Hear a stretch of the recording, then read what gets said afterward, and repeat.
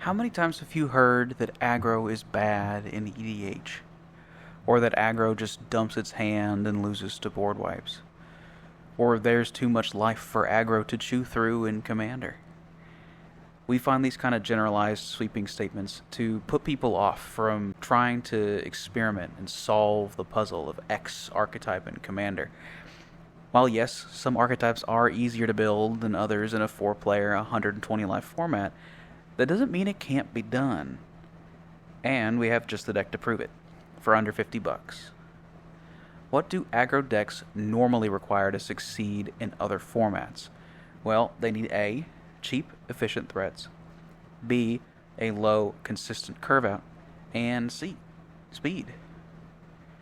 The only differences between 60 card aggro and EDH aggro is the need to scale more, and the need to refuel on gas, or to protect from that ever becoming a problem in the first place.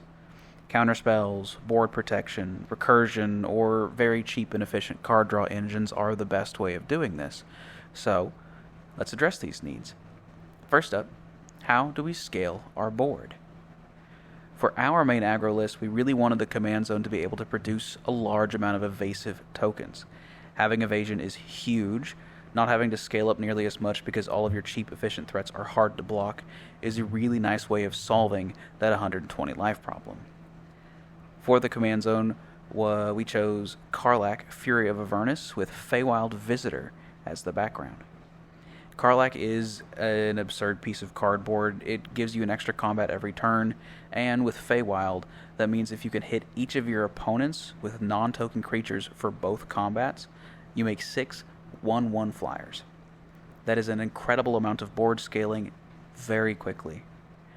This raises the question, how do we guarantee we can hit all 3 opponents in both of the combats Karlach gives us? Well, what if our cheap, efficient threats were also either hard or impossible to block? Turns out there's a slew of 1 and 2 mana idiots that are either flying or unblockable that have triggers on attack or combat damage. And again, with Karlach out, you have 2 combats to double up on said triggers. Some all-stars here include Siren Storm Tamer and Essior Wardwing Familiar with built-in protection, Shoreline Looter, Looter Ill Core, and Ghostly Pilferer for extra card draw, and Emrakul's Messenger, Bilbo Retired Burglar, and Malcolm Keen-Eyed Navigator for some added mana generation. Now, you may have noticed that most of those creatures were rogues, and that is relevant for the next section of scaling, mana. We'll start things off with the king of aggro mana scaling, Professional Facebreaker. Before you cast Karlach, you get 3 treasures per turn, and after she's down, it's doubled to 6. It's an absolutely insane card, but it's a little inconsistent if it's the only version of that effect in the 99. However, because we were on the rogues, we get access to 2 more PFP effects, Prosperous Thief and Vaughn Street Thief from the new Final Fantasy set. Prosperous Thief is especially standout for its ninjutsu ability. If you play a 1-drop evasive creature, you can ninjutsu into Prosperous Thief on turn 2, and then replay the evasive creature with the treasure you get.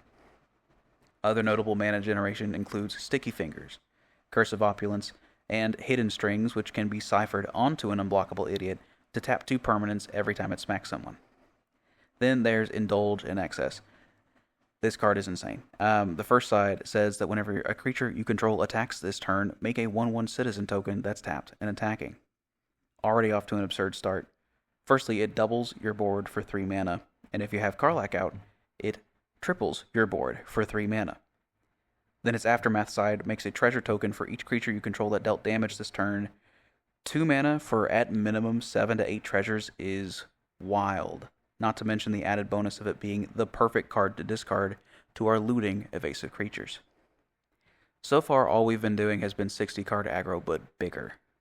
Let's get into the tricky stuff, the stuff that sets EDH aggro fully apart from standard or modern aggro. Draw and protection. Now, because we're building a budget list, we don't have access to the Rhystic Studies and the Mystic Remores of the world.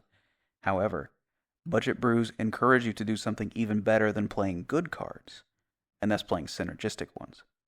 Almost all of the draw we have will mention either something to do with combat damage, attacking, or both, and because it's all synergistic with the general game plan, it will draw you more cards than a Rhystic Study ever would outside of CEDH.